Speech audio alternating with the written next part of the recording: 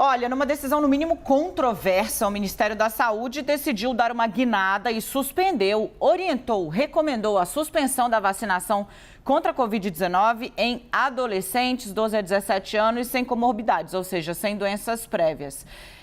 Houve um esclarecimento de eventos que foram citados pelo ministro Marcelo Queiroga como justificativa, ou seja, houve um óbito e esse óbito não tem relação com a vacina. Mas o ministro Queiroga não voltou atrás e rachou o país. A maioria dos estados e municípios decidiu simplesmente ignorar a orientação do Ministério da Saúde e segue, claro, com a vacinação desse grupo. Jairo. E é por isso que sobre este assunto nós vamos conversar agora com a infectologista da Unicamp, a Raquel Stuck. Doutora, um bom dia, muito obrigado por participar conosco. Alguns médicos até disseram que a decisão do Ministério da Saúde não se justificava com base nos eventos adversos que foram apresentados pelo Ministério da Saúde, que ela poderia, inclusive, desnecessariamente gerar medo na população. A senhora concorda com essa avaliação? Essa decisão vai levar pessoas ao temor e, por conta disso, não levarão os seus filhos para a vacinação? Bom dia, Daniela. Bom dia, Jairo. Bom dia a todos que estão aqui conosco hoje. Jairo, eu concordo com a sua última colocação, né? Sem dúvida nenhuma, foi muito ruim, né? Foi um desserviço a fala do ministro da Saúde, decidindo, sem consultar os especialistas que o fazem na assessoria, sobre uma possível suspensão ou recomendação diferente em relação à vacinação de crianças e adolescentes. Ele fez isso, na minha maneira de ver, de uma forma intempestiva, talvez até a justificativa maior, que ele não queira ter assumido, seja a quantitativo insuficiente de doses para poder vacinar 3 frentes, né? Então, que seriam as crianças e adolescentes, segundas doses de quem precisa e a dose adicional no grupo populacional, e resolveu, né, jogar para uma possível reação adversa grave esta justificativa. E é um grande desserviço. Primeiro, porque traz incertezas para toda a população em relação à vacinação de uma maneira geral. Ontem, o Programa Nacional de Imunizações completou 48 anos, né, de história aqui no Brasil, uma história cheia de glórias, erradicamos várias doenças e não é o momento agora de trazer insegurança, né, ou questionamentos infundados sobre a vacinação. E o outro grande problema dessa postura do ministro, que não ouviu, né, a ciência, é que ele tira do Programa Nacional de Imunizações ou tira do Ministério, né, da Saúde a capacidade de coordenar uma campanha de vacinação. Isso é muito ruim, né? E o que aconteceu foi o que você relatou, que estados, municípios, a maior parte deles, né, optaram por manter, sim, a vacinação nessa faixa etária. Então, a gente foge aí da desejável planejamento e orquestração do Programa Nacional de Imunizações. Doutora, bom dia, né? Agora, podendo falar com a senhora, Dani Lima aqui. A senhora toca em 2 pontos que eu acho muito interessantes e vou tentar explorá-los aqui rapidamente, né?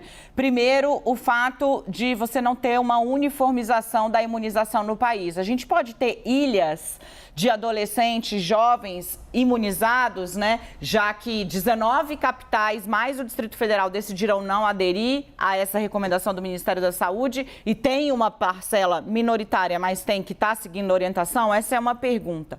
A segunda pergunta é com relação ao racha dentro do Ministério da Saúde. Os relatos são de que a Câmara Técnica, que foi criada exatamente para poder auxiliar de maneira científica, embasada, né, as decisões do Ministério da Saúde, simplesmente não foi consultada pelo ministro Marcelo Queiroga, que se recusa até o momento a voltar atrás, mesmo diante da falência dos argumentos que ele apresentou já na ocasião, rechaçados por quem acompanha de perto a vacinação e o combate à Covid nos estados, né? A minha pergunta é essa divisão, essa falta de unidade e principalmente um aspecto que indica uma certa politização do Ministério da Saúde no meio dessa pandemia que ainda não nos abandonou, infelizmente, é preocupante. A ciência tem se preocupado com isso? Quem está na linha de frente do combate à Covid está de orelha um pouco em pé com o que está acontecendo? Assim, quem está na linha de frente, né, acho que sempre tem que se reenergizar, né, para não só cuidar, né, do controle da pandemia, cuidar dos pacientes, mas também, né, ter energia suficiente para, além de tudo isso, ainda ter que ficar justificando e explicando medidas erradas, equivocadas, falta de entendimento do Ministério da Saúde.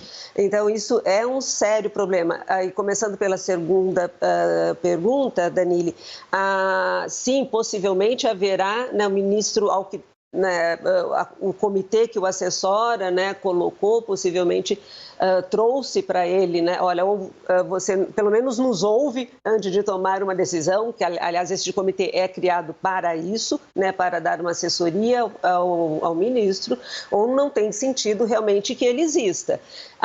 E o ministro da Saúde daí vai tomar decisões baseadas em quê? Vai chamar um outro grupo, sei lá com que vertente, que não ouve a ciência, porque isso a gente tem também, às vezes, também no meio médico.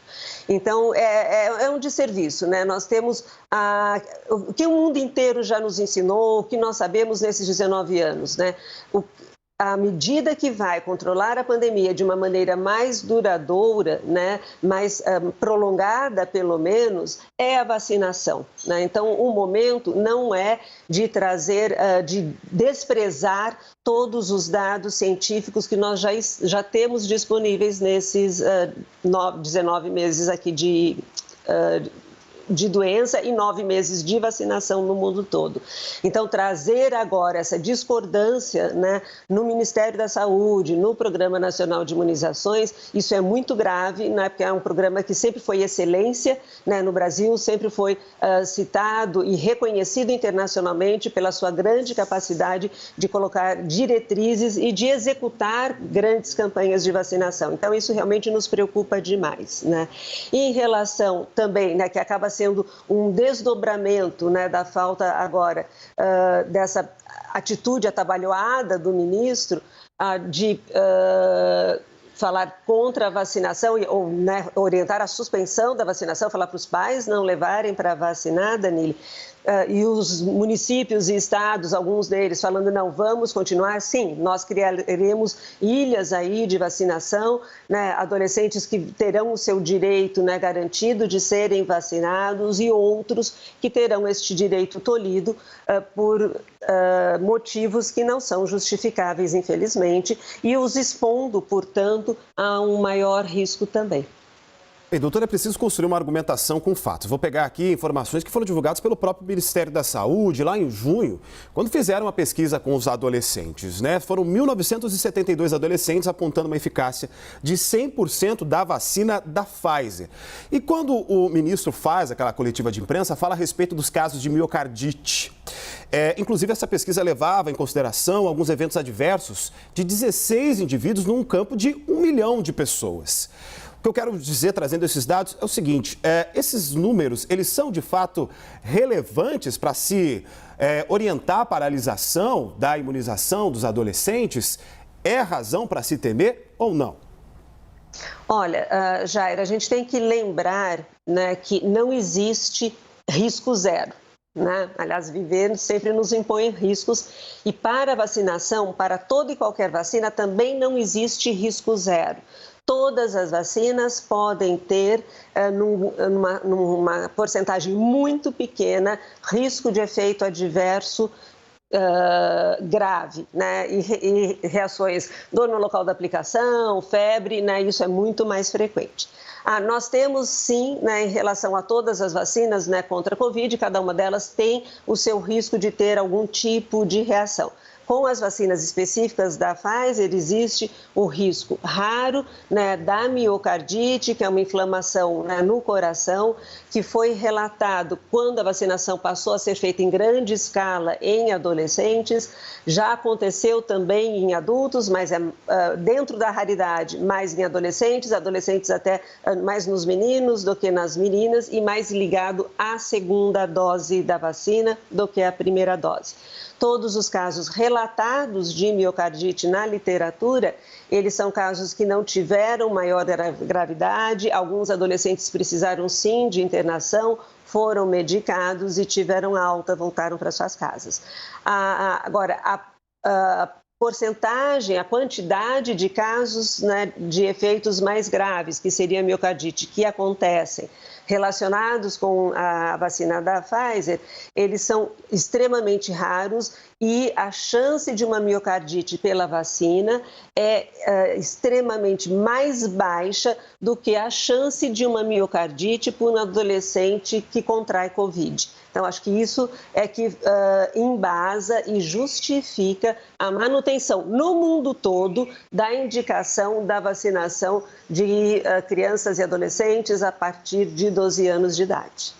Doutora Raquel Stuck, ela é infectologista da Unicamp, tirou esse tempo na manhã de domingo para vir aqui trazer para você esse recado importante. Acho que o que fica, né, doutora, para o papai, para a mamãe que está em casa, ou mesmo para o adolescente que fica ali acompanhando as notícias, está um pouco perdido, fica o recado de estar ao lado da ciência, né? Os países que são aí referência na vacinação, Israel, Estados Unidos, que tem um movimento antivacina, inclusive, muito forte, bem pior do que aqui no Brasil, estão vacinando seus adolescentes com bastante regularidade. Eu queria agradecer à doutora Raquel Stuck, infectologista da Unicamp, e portas abertas aqui, doutora, a favor da ciência sempre. Eu agradeço a oportunidade, desejo a vocês, Jairo, Danila, todos que nos acompanhem, um ótimo domingo. Estou sempre aqui à disposição para falar de ciência. Obrigada, doutora.